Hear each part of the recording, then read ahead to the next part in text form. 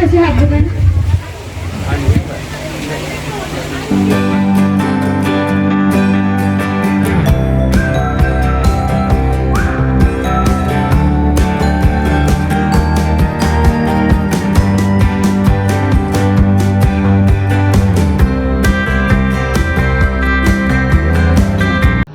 गिबियावनो आङो बड'लेण्ड निउसखौ आङो इउएन स्कुलनि जानानै गिबियाव बरायग्रोबाय।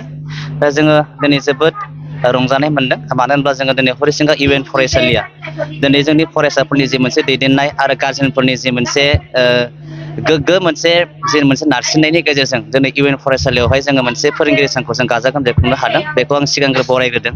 मानो होनोब्ला दिनै बे फोरोंगिरि सानखौ लोब्बा लाखिनानै दिनै जोंनि जि फरायसाफोरा फोरोंगिरिफोरखौ जेरैबायदि मान होदों, बेनि गेजेरजों जाहाथे जोंनि फरायसाफोराबो जाहाथे इयुनाव मोजां जायो। दिनै फोरोंगिरिखौ फरायसाफोरा जेरैबायदि मान होदों, जाहाथे जोंनि फोरोंगिरिफ्राबो इयुननि समावहाय दिनै बिथांमोननो जेसेबांखिनि होनांगौ बे होनायखौ जाहाथे जोंनि फोरोंगिरिफ्राबो आरो जोंबो बिथांमोननो होनो हायो। बेखौनो जों नोजोर लाखिनानै बिथांमोनखौ जोङो दिनै फोरोंगिरि साननि गेजेरजों बिथांमोनखौ जों गिबिसिनावहाय जोङो बोर सारस्रिदों। जाहाथे बिथांमोना दिनै फोरोंगिरि सानखौ लोब्बा लाखिनाय जेरैबायदि गाजा गोमजायै खुंदों आरो फोरोंगिरिखौ जेरैबायदि मान होदों, बे लेखायनो जोंबो बिथांमोननो मोनसे गोग्गो आरो जों मोनसे कुवालिटि इडुकेसन जों होनो हायो। आं बेखौनो बिथांमोननो साबायखरखौ बावहरदों।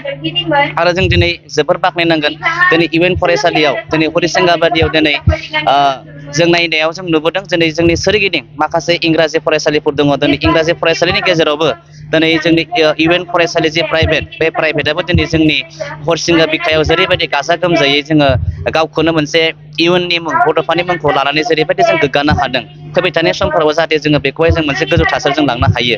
दिनै बेखौनो जोङो नोजोर होबोदों आरो जों आसा खालामदों फैबाय थानाय समफोरावहाय दिनै जेरैबायदि जोङो खुंबोदों, बेनिफ्राय जों जाहाथे साबसिन खुंनो हायो नामा, बेखौ जों नोजोर लाखिदों। नाथाय जोंहा दुखुनांथावा बेसो, जोङो इउएन हिसाबै दिनै हरिसिंगायावहाय जेरैबायदि बेनि इनफ्रास्ट्राकचारफोरा जेरैबायदि डेभेलप जानांगौमोन, बेबायदि जायाखै। थेवब्लाबो जों आसा खालामदों फैबाय थानाय समफोरावहाय जोंनि ओनसोलनि माखासे मेलेमजिबि आरो जाय बिथांमोना दिनै बे फरायसालिखौहाय जि मोनसे थांखिजों गायसनदों, बे नोजोरखौ लाखिनानै फैबाय थानाय समफोरावहाय जाहाथे मोजां नोजोर नायनानै जाहाथे बिनि जि मोनसे डेभेलपमेन्टखौ जाहाथे मोजां खालामो। आं बेखौनो दिनै खौरां बिनि गेजेरजों बेखौनो खावलायबाय। बे समाव नुनो मोनदों जोंनि फोरोंगिरि सानजों लोब्बा लाखिनानै आं सोंनो नागिरदों, जिहेथु सरकारि फरायसालि माखासे बर' मिडियामफोर दङ, बेफोरो माने एनरलमेन्ट गैयिनि थाखाय माखासे फरायसालिफोरा माने बायहांबाय। नाथायबा बेबायदि सरकारि नङै फरायसालियावबो जे सरकारा खाबु होनांगौ, बेखिनि खाबुखौ नोंथांमोननि फरायसालिया मोननो हादोंना? जोङो बेखौथ' जोङो मोनाखै होननानै बुंनांगोन। मानो होनोब्ला दिनै सरकारा जेरैबायदि जोङो मोननांगौ, दिनै बेबायदि खाबुखौ जों मोनाखै।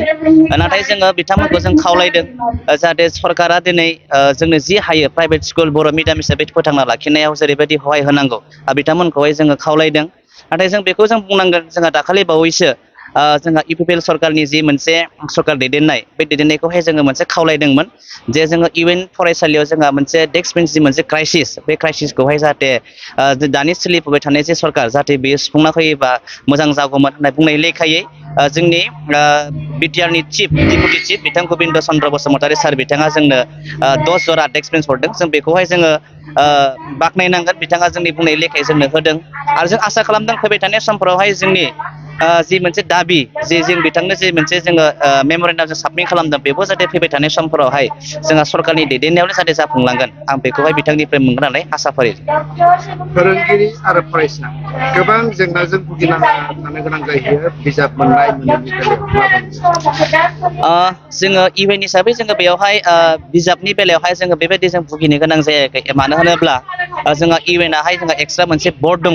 दा बे बर्ड थानाय हिसाबै जोंहा जिहेतु इउएनआनो मोनसे गाव निजा भाबै जोंहा बिजाब दिहुनो, बे दिहुननायनि बेलायावहाय जों बेबायदि दासिम जोङो जेंना जेंसिजों जानो गोनां जायाखै। नंगौ जोङो बिजाबनि जेंना जेंसिखौ जोङो नुबोदों जायफ्रानोखि सरकारि स्कुलावहाय दङ दा बिथांमोनासो बिजाबनि बेलायावहाय जों बे जेंना जेंसिखौ जोङो नुबोनायखौ मोनदों नाथाय जों इउएन हिसाबै जों गावखौ जों गोग्गाना बुंनो हायो जिहेतु इउएनआनो मोनसे एक्सट्रा मोनसे बेड दंखायो माने बुक माने पाब्लिकेसन बर्ड दङ जोंहा दा बे लेखायै जोंहा बिजाबनि बेलायाव बेबायदि जोंहा जेबो क्राइसिस जायाखै बे समाव नुनो मोनदों सारा बिटिआर नाङै आरो असम नाङैनो इउएन एकाडेमिया मोनसे माने जौ लाना फैदों जे बर' बिजोंखौ फोथांना लाखिनायाव मैखोमै बिहोमा होबोनायखौ नुनो मोनदों बे समाव इउएन एकाडेमि फरायसालिफोरा सरकारनि फारसे माबाफोर दाबि दङ नामा सरकारि खालामनाय बाबद निस्सय जोंहा बेयो जोंहा दाबि थाखागोन मानो होनोब्ला खारन जोङो बेखौ उपेन्द्रनाथ ब्रह्मनि मुङैनो जों बे स्कुलखौ जिहेतु जोङो गायसननाय जादों दा बे लेखायै जोङो दाबिखौ जों दैखांदों जाहाथे दिनै जोङो जेसांखिनि जोङो बड'लेण्ड सोमावसारबोबाय जों मोनफ्रोमबो सोमावसारनायाव जों बड'फानि मुंखौ जों लाबोनानै जिहेतु जों बे सोमावसारनायखौ जों खालामबोदों निस्सय जोंहा बिटिआर सरकारनिसिम बा आसाम सरकारनिसिम जोंहा बे मोनसे दाबि थागोन जे जोंनि इउएन जितु एकाडेमि बेखौ जाहाथे सोरखारि खालामो जों बेखौहाय जोंनिफ्राय दाबि बे अराय सम थाबाय थागोन फोरोंगिरि सानजोंलाफोर लाखिनानै नोंथांमोननि फरायसा आरो फरायसानि दिथागिरि आरो बिगोमाफोरखौ मा खौरां आं नैबे समावहाय दिनै फोरोंगिरि सानजों लोब्बा लाखिनानै आरो जोंनि दिथागिरिफोरनिसिम बेखौल' खावलायगोन जे फैबाय थानाय समफोरावहाय जोङो फरायसालिया जिबायदि मोनसे सोलोंथाइनि सायाव जिबायदि जोङो थिरांथा लागोन जिबायदि थांखि लागोन बे मोनफ्रोमबो थांखिफोरखौ जाहाथे फोरोंगिरिफोरजों मदद खालामनानै जोंनि बिगोमाफोरा गावबा गावनि गथ'खौ मोजां खालामनाय आरो फरायसालि दैथायहरनायाव जाहाथे फोरोंगिरिनि बुंनाय बायदि जाहाथे मैखोम बाहागो लायो आं बेखौनो दिनै नैबे फोरोंगिरि साननि दिनावहाय आं बेखौनो माने बिथोन हरगोन होननानै आं खावलायबाय